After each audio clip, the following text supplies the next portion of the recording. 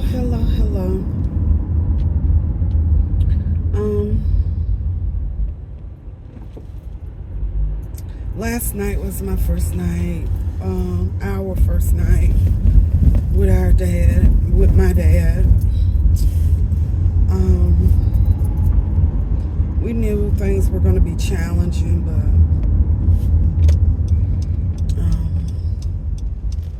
come to find out it was a lot of stuff hidden from us. And we just weren't prepared mentally. Truthfully speaking, thinking that, okay, everything that he needs, I'm going to get this so he can have breakfast, he can have his little snacks, he loves sweets, personal care items, hygiene type stuff, because whatever may happen or is happening, but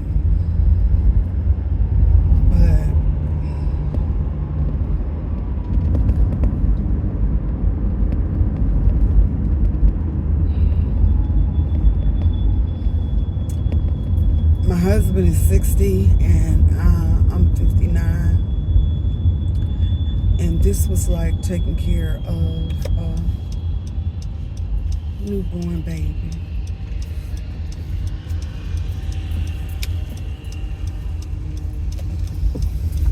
It was much like taking care of a newborn baby.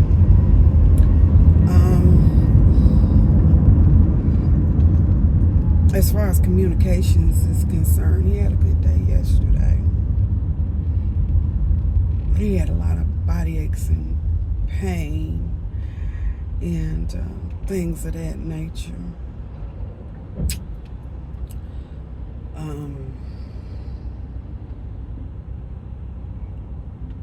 My husband and I met each other in a situation where we were taking care of people in this state. But we were in our 20s at that point. It's not that we're not able to do it. It's just all the strength that God can give us. It's going to take all the strength that God can give us. He cried out in pain all night. He has, I think it's called neuropathy. That was never disclosed. He never said anything about having that kind of stuff going on, along with some other stuff that was never disclosed to us.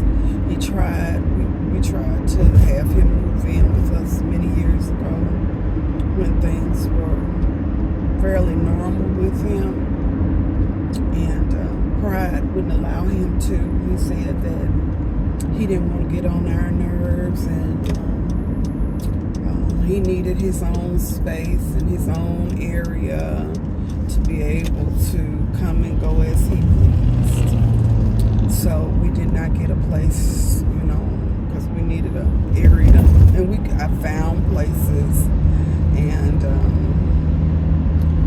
at that point I believe that a lot of banks were buying up houses. So before we could do anything, I'd look and see houses, that would accommodate us and everything. But the banks they were snatching houses up. And so I tell him, look, you said what you wanted. I heard you. And when I tell you about these things, you're moving like molasses and a snail in molasses at that. So do you not want to stay with us? You don't want to be with us? Because we really would want to be there for you, Dad. We love you. What's going on? That may seem harsh, but I'm a straight shooter for the most part. So, and my dad knows that. So, when he was in his right mind and everything, that's what we were trying to do. But now he's having so much going on. It's his, it's prostate cancer, it's whatever it is that was going on in the Vietnam War probably is rearing its head, everything that they were exposed to at that time.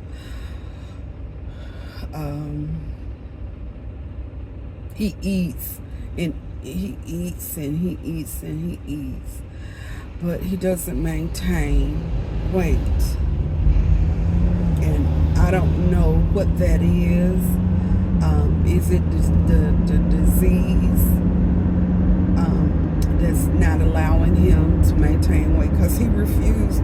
And see, just like I saw this man say that Vietnam vets are peculiar beings. He didn't even say characters. He said beings. Yeah. I'm sure all vets got some peculiarities, but I think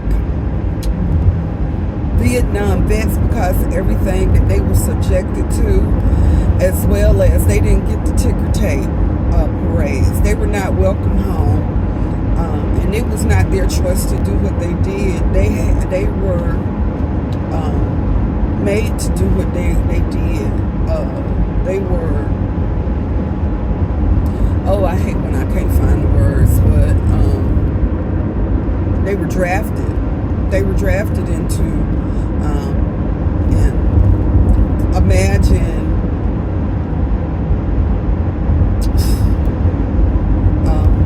Michael told me about a story that Dad had told him, and I've never heard this story. Dad has told me a lot of different stories, but he's never told me this one. He was 19 when he went off to war. I think he was able to see me be born, and that was it. Before he was sent off to war. I don't know exactly how that goes. My mom has never talked about exactly how things went. She just talked about her feelings and her experience. But Michael said that Dad told him about, at the age of 19, the first man that he killed. Well, he shot. He shot in Vietnam.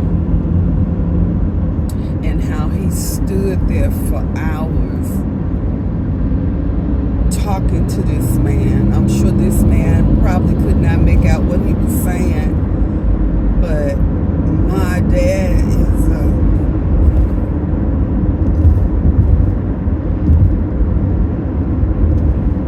he's a great guy. He loves people. Absolutely loves people. And the crazy thing is, even people who would normally may not like people like him, they grow to love him because he's got such a soft and caring heart. So imagine being put in that kind of situation at 19. Where is your job? They put it like this, to protect the country. But that wasn't our war. That wasn't our war.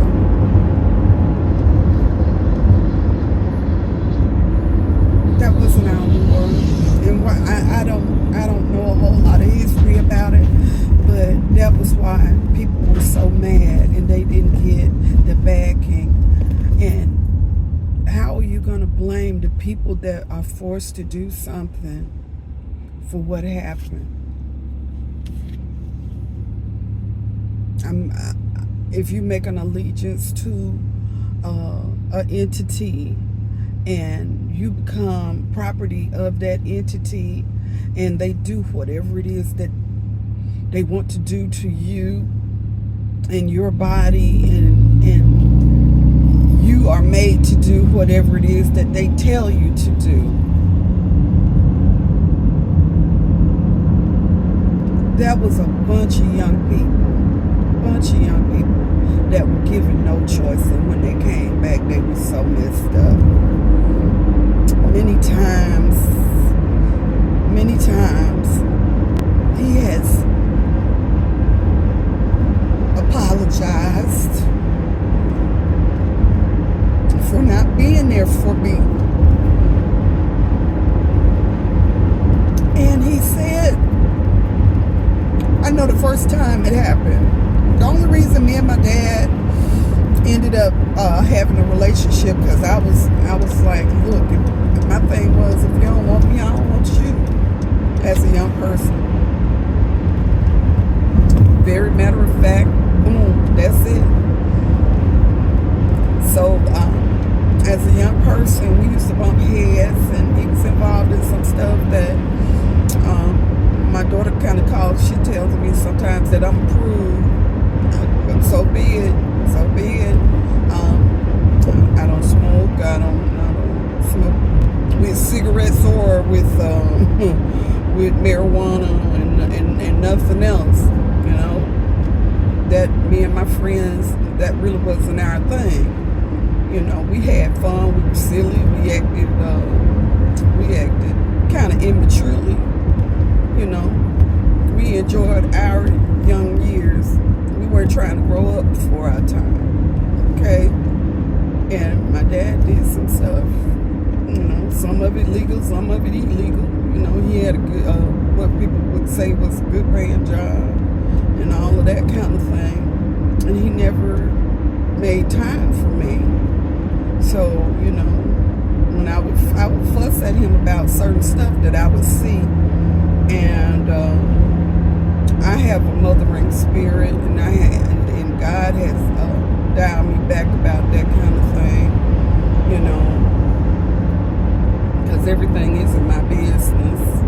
But at that time, I thought I had the right to say what I said, even though I was a teenager and things of that nature. I remember this girl coming to my dorm room. She had worked with my dad that summer at Brookwood Hospital. And she was, like I said, everybody that meets him absolutely loves him.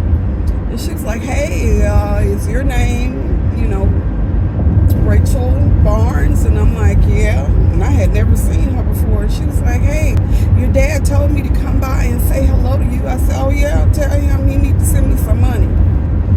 Tell him he need to answer his phone when I call him. And she looked at me, I mean, with her mouth gapped open and everything. And she was like, you know, he's such a cool guy. I was like, yeah, maybe to you, but I don't know him like that. So, yeah, just like he sent you a message, me a message through you, I'm sending my message through, you know, through you to him. That's how I used to be toward him. Only reason we super cool now, God came in my life. And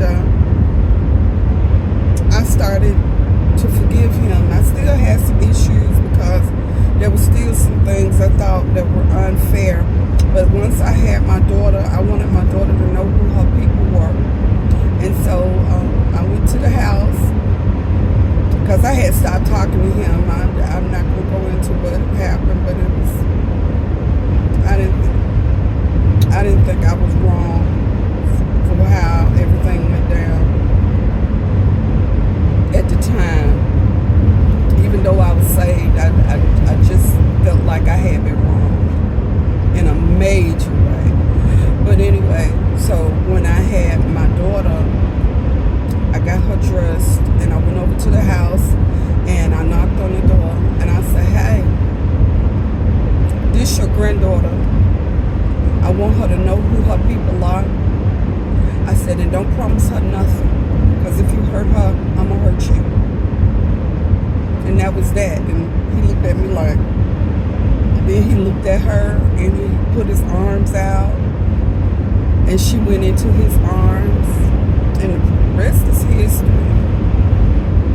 I fell in love with my dad. He fell in love with my baby. And for the first time in my life, I think I fell in love with him. And so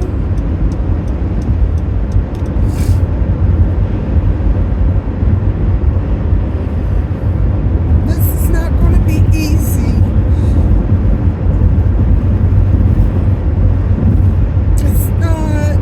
It's not going to be easy. I think between me and my husband last night, I think we got less than an hour of sleep.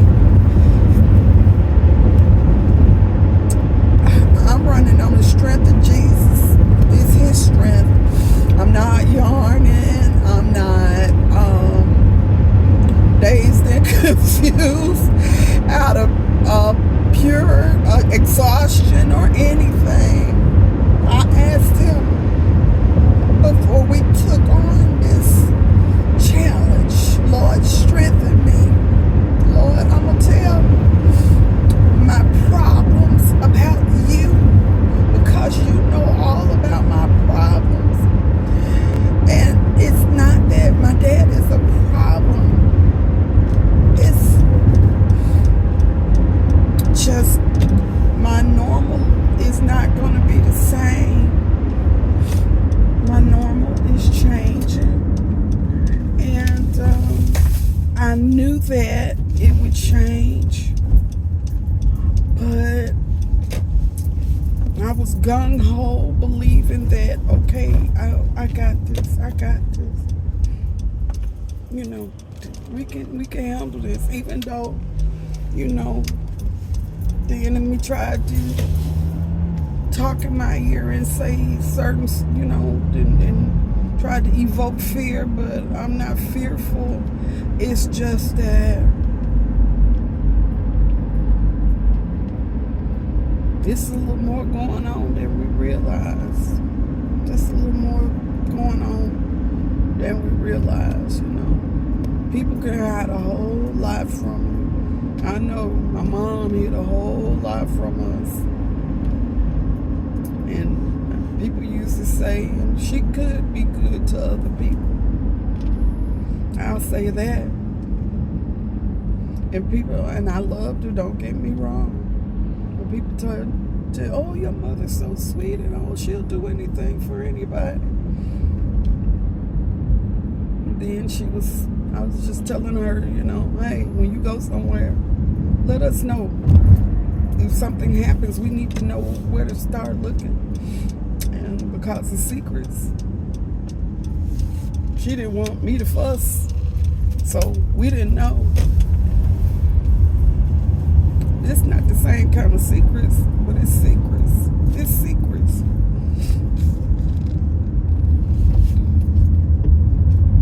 If your loved ones love you, and they may even end up taking care of you, why would you keep secrets from them? They need to know everything. He divulged stuff to Michael that he wouldn't divulge to me. I don't know if that's a man pride thing or what that is, but we really did need to know. But that's it, y'all. Trust God in what His way and in His word in Jesus' name.